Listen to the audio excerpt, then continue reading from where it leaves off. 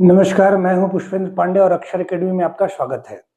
आज जो है अपन ग्रामीण विकास की जो योजना है, ग्रामीण विकास वाले पार्ट में अपन पढ़ेंगे प्रधानमंत्री ग्राम सड़क योजना। प्रधानमंत्री ग्राम सड़क योजना केंद्र प्रवर्तित योजना है और काफी महत्वपूर्ण योजना है। ये आपके सिलेबस में भी लिखा हुआ है, तो इस योजना का मतलब काफी महत्व है। इससे क्वेश्चन बनते भी हैं और प्रश्न भी आए भी हैं। और जो आज मैं आपको पढ़ाने वाला हूं ये कंप्लीट है, इसमें कुछ और पढ़ने की आवश्यकता आपको नहीं पड़ेगी, लगभग कंप्लीट है। और अगर आर्थिक संरक्षण में कुछ इसके बारे में छत्तीसगढ़ के संदर्भ में कुछ होता है तो मैं वो आपको अपडेट कराऊंगा। देखते हैं कि जो प्रधानमंत्री ग्राम सड़क योजना है ये प्रारंभ हुआ 25 दिसंबर 2000 को। 25 दिसंबर का जो दिन होता है वो अटल बिहारी वाजपेयी का जन्म दिवस है। सुशासन दिवस के रूप में छत्तीसगढ़ गवर्नमेंट उसको मनाती है और ये प्रारंभ किया गया। तो इससे पहले यानी 25 दिसंबर 2000 को क्या किया गया, ये प्रारंभ कर दिया गया। इसका उद्देश्य क्या है कि इसका इसमें अभी जो उद्देश्य लिखा हुआ है वो 500 और 250 आबादी वर्तमान में उद्देश्य है। जब ये योजना प्रारंभ की गई तब इस जो है योजना का प्रमुख उद्देश्य था कि अगर सामान्य क्षेत्र में कोई सामान्य क्षेत्र है तो अगर 1000 आबादी तक वहां पर जनसंख्या है तब वहां पर जो है सड़क बनाया जाएगा सामान्य क्षेत्रों में। और जो आदिवासी क्षेत्र है या दुर्गम क्षेत्र है वहां पर 500 आबादी क्षेत्रों में क्या करना है, सड़कों का निर्माण करना है। लेकिन बाद में एक नया जो है उद्देश्य जारी किया गया जिसमें जो क्राइटेरिया है उसको कम कर दिया गया। तो वर्तमान में जो इसका क्राइटेरिया है, वर्तमान में अगर आपसे पूछता है तो वर्तमान में यही बताना है कि सामान्य क्षेत्र में 500 आबादी वाले और आदिवासी और दुर्गम क्षेत्र में 250 आबादी वाले क्षेत्रों में क्या करना है, सड़क का निर्माण करना है। तो वर्तमान में यही ध्यान रखिएगा, सामान्य क्षेत्र में 500 आबादी और जो पहाड़ी या दुर्गम क्षेत्र हैं या फिर आदिवासी क्षेत्र है वहां पर 250 आबादी तक अगर बसाहट है, कोई जनसंख्या निवास करती है तो वहां पर 12 सड़कों का निर्माण करना है। 12 सड़कों का मतलब ये हो जाता है कि जहां पर हम 12 महीना यानी ठंडी में, गर्मी में और बरसात में आना जाना कर सके, किसी प्रकार का अवरोध उत्पन्न ना हो। यानी बरसात में कई बार पुल वगैरह नहीं होता है तो पानी भर जाने की वजह से या बाढ़ आ जाने की वजह से सड़क पार नहीं कर सकते हैं। तो यहाँ पर क्या करना है, वो जो है आपका 12 सड़कों का निर्माण करना है। तो 12 सड़कों से याद रखिएगा कि चूंकि सड़कों का निर्माण 12 है तो सड़कों के साथ साथ इसमें पुल पुलिया का भी निर्माण कर दिया जाएगा जिससे सड़क 12 वाला सड़क बन सके। छोटे छोटे पुलिया या कोई पुल का निर्माण हो रहा है इस योजना में शामिल है, उसके लिए अलग से कोई योजना नहीं लाई जाएगी। इसी योजना में सड़क बनाते समय पुल और पुलिया का भी निर्माण कर दिया जाएगा। तो ये योजना 25 दिसंबर 2000 को प्रारंभ हुई। सामान्य क्षेत्र में 500 आबादी और दुर्गम और आदिवासी क्षेत्रों में अगर 250 आबादी है तो इस योजना को उसको जो है सड़कों 12 सड़कों से क्या कर दिया जाएगा, जोड़ दिया जाएगा। प्रारंभ में इसका आधार जो जनगणना का आधार था, जो 1000 और 500 जो आबादी का जो जनगणना का आधार था वो 2001 रखा गया था। लेकिन वर्तमान में इस जो जनसंख्या का जो आधार रखा गया है वो 2011 कर दिया गया है। तो वर्तमान में अगर आपसे पूछे तो जनगणना कौन सा होगा, 2011 होगा। शुरू में 2001 की जनगणना के आधार पर यह किया गया था। इसमें कौन कौन सी सड़कें शामिल हैं, तो आपको ध्यान रखना है कि सड़कें कई प्रकार की होती हैं। सड़कें मुख्यतः जैसे एक होता है नेशनल हाईवे, एक होता है स्टेट हाईवे, दूसरा होता है आपका जो ग्रामीण सड़कें हैं वो सड़कें हो जाएंगी, या जिला सड़कें जो होंगी वो हो जाएंगी, और चौथे नंबर पर जो है ग्रामीण या लोकल जो सड़क होते हैं, गांव गांव में जो फैले होते हैं, उन सड़कों का नाम है। तो इन सड़कों में अगर आप देखें तो नेशनल हाईवे, स्टेट हाईवे और शहरी सड़कों का निर्माण इस योजना में नहीं किया जाएगा। कौन कौन सी योजना में इसका नहीं किया जाएगा, एक तो नेशनल हाईवे जो केंद्र सरकार करवाती है, स्टेट हाईवे जो राज्य सरकार करवाती है, और जो शहरी सड़कें जो नगरीय निकाय जिसका निर्माण करवाती है, उन सड़कों को छोड़कर जो जिला सड़क है और जो ग्रामीण सड़कें हैं केवल उन्हीं सड़कों का निर्माण किया जाएगा। तो अगर पूछा जाए किन सड़कों का निर्माण किया जाएगा तो जिला सड़कें और जो ग्रामीण सड़कें हैं यानी जो गांव की सड़कें हैं उनका निर्माण किया जाएगा। इसके अतिरिक्त और भी कोई भी सड़क होती है तो कौन कौन सी नहीं होती है उसको भी ध्यान रखिएगा।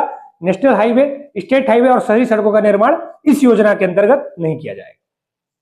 फिर एक खास बात यह है कि 9 अप्रैल 2014 को ये आबादी जो है 500 और 2000 व्यवस्था पर बनाई गई है कि सामान्य क्षेत्र में 500 आबादी और जो आदिवासी या दुर्गम क्षेत्र होंगे वहां पर 250 आबादी वाले गांवों को क्या है, जोड़ना है, सड़क के माध्यम से जोड़ना है। परंतु 9 अप्रैल 2014 को भारत सरकार के ग्रामीण विकास मंत्रालय द्वारा यह निर्धारित किया गया कि जो नक्सल प्रभावित क्षेत्र हैं उन नक्सल प्रभावित ग्रामों के लिए जो क्राइटेरिया है उसको कम रखा जाएगा और 100 तक की आबादी जो होगी, यानी जो 250 से भी कम, मतलब 100 से लेकर 250 यानी 249 आबादी तक अगर कोई गांव है वहां पर इन सड़कों का निर्माण किया जा सकता है। तो ये केवल विशेष व्यवस्था है नक्सल प्रभावित क्षेत्रों के लिए। तो अगर आपसे पूछे कि नक्सल प्रभावित क्षेत्रों के लिए क्या व्यवस्था है, तो 100 आबादी जहां पर है वहां तक के सड़कों का निर्माण कर दिया जाएगा।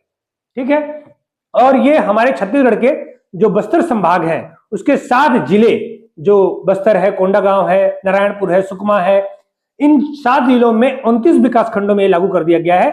मतलब अगर वहां पर जनसंख्या 100 होगी तब भी वो सड़कों का निर्माण कर दिया जाएगा। और ये कब किया गया है? 9 अप्रैल 2014 से।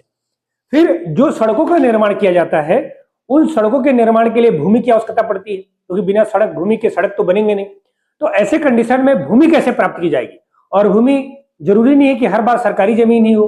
तो ऐसी स्थिति में भूमि प्राप्त करने की जो जिम्मेदारी रखी गई है वो राज्य सरकार और जिला सरकारों को है कि वो वही भूमि क्या करेंगे, भूमि की व्यवस्था करेंगे। सड़क बनाने के लिए जो भूमि खोजनी है वो कैसे खोजेंगे, वो राज्य सरकारें और जिला सरकारों को माध्यम है।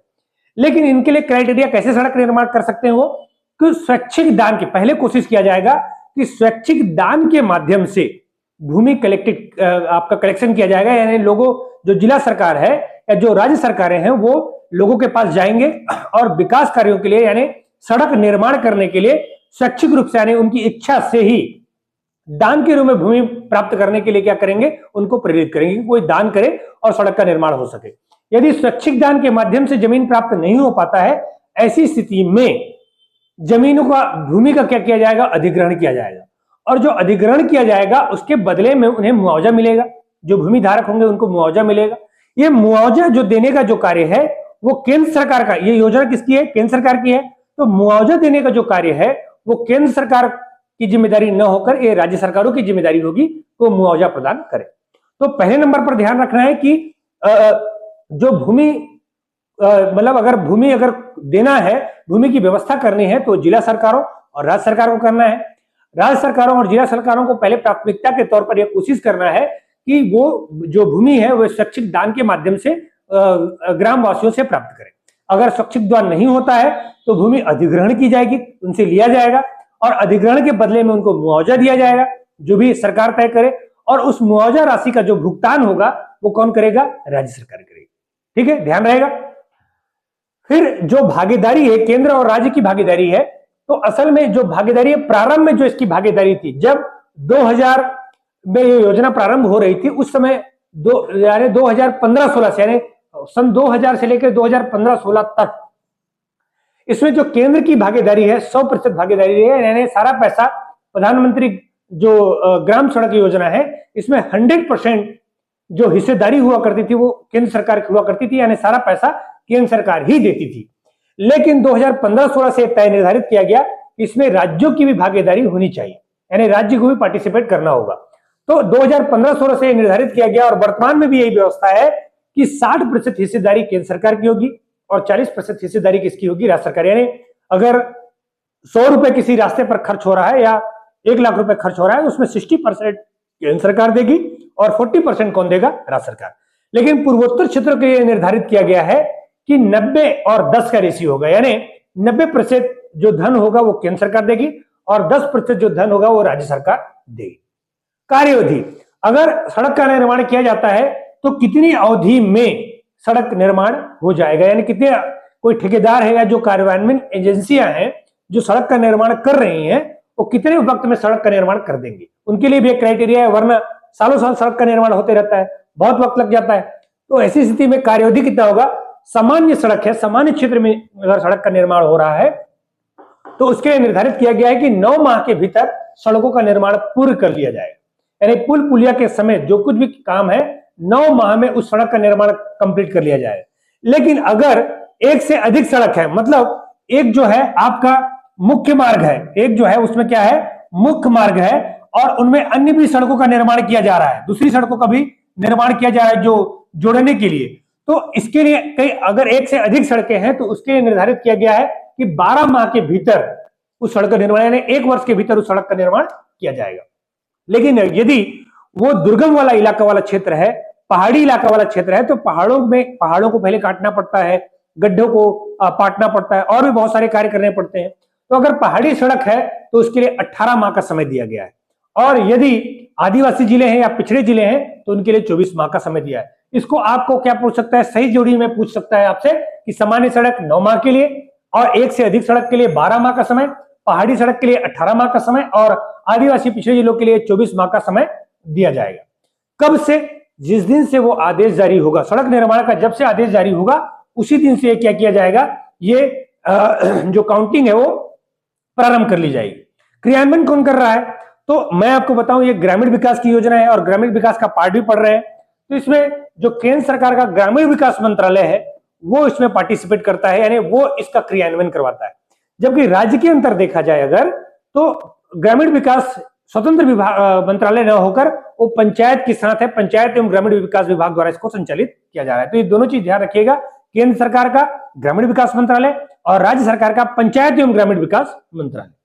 फिर आपको यह भी ध्यान रखना है कि अगर 5 किलोमीटर से अधिक की सड़क हुई, यानी 5 किलोमीटर से अधिक लंबी सड़क हुई, तो ऐसी स्थिति में सड़क सुरक्षा ऑडिट करवाना आवश्यक होगा कि वो सड़क कितने दिन चलेगी, उसमें कैसे मटेरियल रखे गए हैं, सही है कि नहीं है, बेहतर उसका क्रियान्वयन किया गया है कि नहीं किया गया, ये सारी चीजें वो 5 किलोमीटर से अधिक सड़क के लिए उसका ऑडिट होना जरूरी है। कौन सा? सड़क सुरक्षा ऑडिट, जिसमें टूट फूट ना हो जाए, किसी प्रकार की दुर्घटना ना हो जाए, तो ये ऑडिट करना इस सड़क के लिए बहुत जरूरी हो जाएगा। फिर अपन देखते हैं कि इसके चरण कौन कौन से हैं।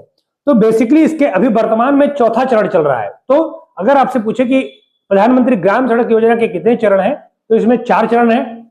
जो पहला चरण है वो 2000 से लेकर 2013 तक चला, और ये जो क्षेत्र था इसके लिए क्राइटेरिया रखा गया था, यानी प्रारंभ में जो क्राइटेरिया रखा गया था वो रखा गया कि सामान्य क्षेत्र में 1000 बसाहट, और जो आदिवासी या फिर जो दुर्गम क्षेत्र वाले हैं वहां पर 500 बसाहटों को शामिल किया गया है।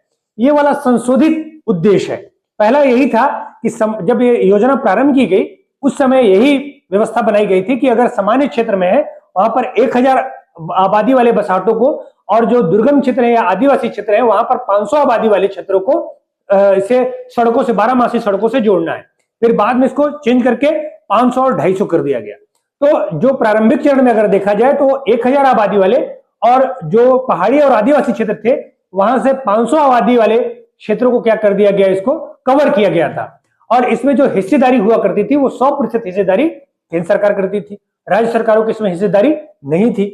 फिर दूसरा जो चरण चला वो 2013 से 2019 तक चला। इसमें क्राइटेरिया चेंज किया गया, जो वर्तमान क्राइटेरिया के हिसाब से कि सामान्य क्षेत्र में 500 आबादी और पहाड़ी क्षेत्रों में या जो आदिवासी क्षेत्र हैं उन क्षेत्रों में 250 आबादी को कवर करना है, यही इनका लक्ष्य रखा गया। तीसरा चरण जो हुआ वो 2019 से लेकर 2024 तक चला, अभी पिछले साल तक चला था।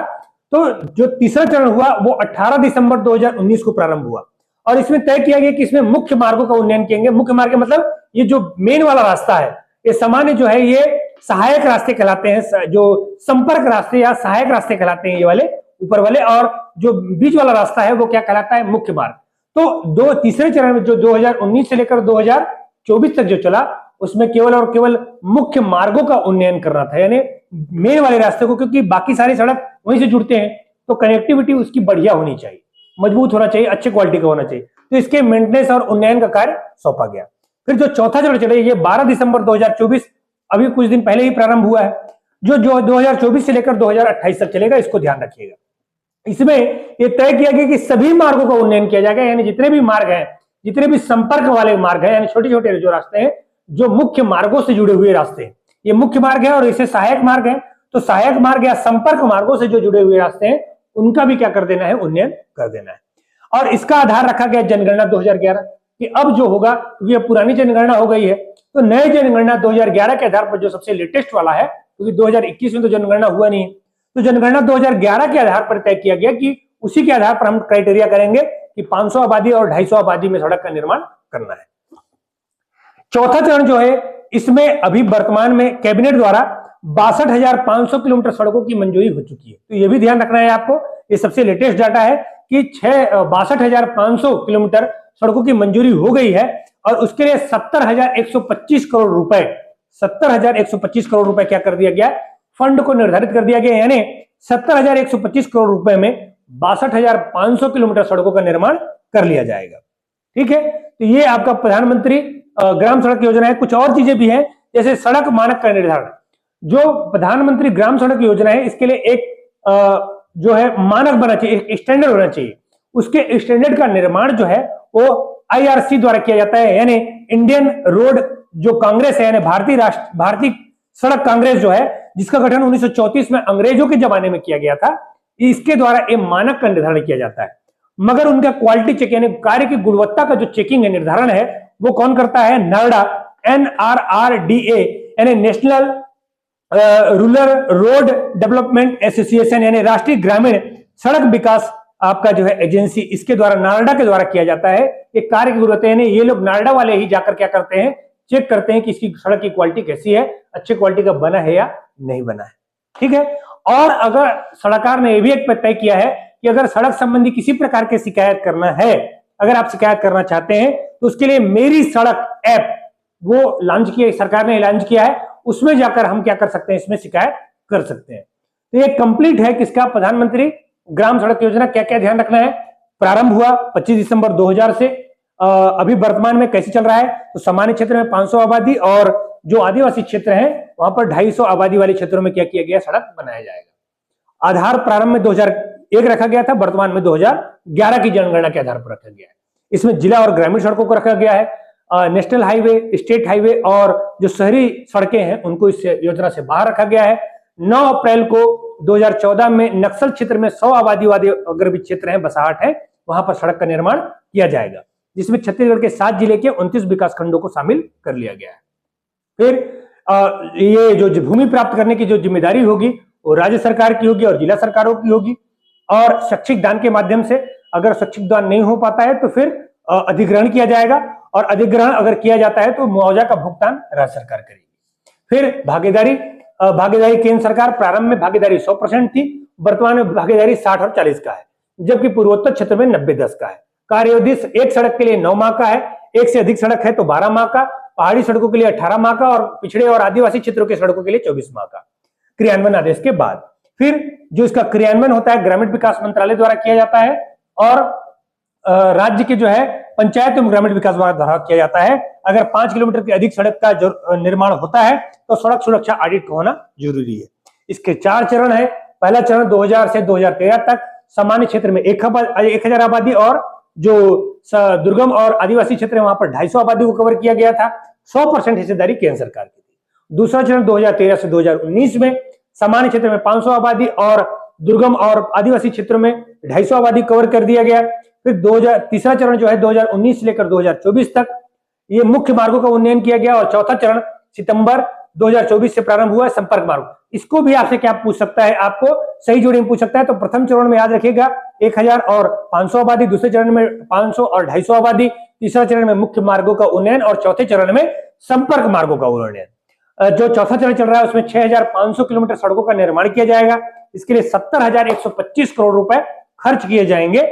और सड़क मानक का निर्धारण अगर आपसे पूछता है तो IRC द्वारा जो 1934 में गठित किया गया था, और जबकि गुणवत्ता का निर्धारण जो किया जाता है वो नारडा के द्वारा किया जाता है, जो राष्ट्रीय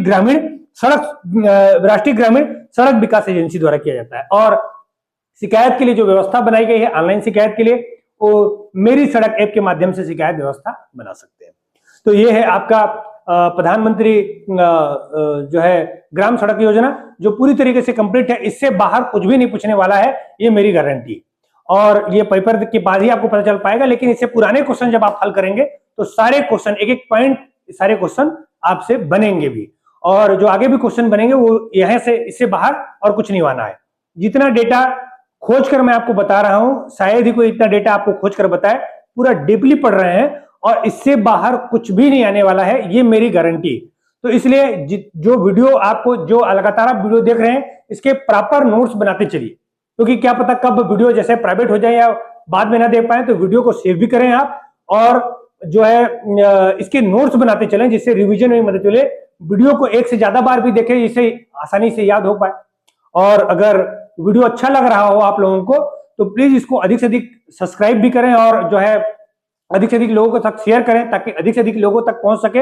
और जितने ज्यादा व्यू होते हैं तो फिर अपने को भी मुझे भी क्या करता है जो है अधिक से अधिक वीडियो बनाने के लिए प्रेरणा मिलता है।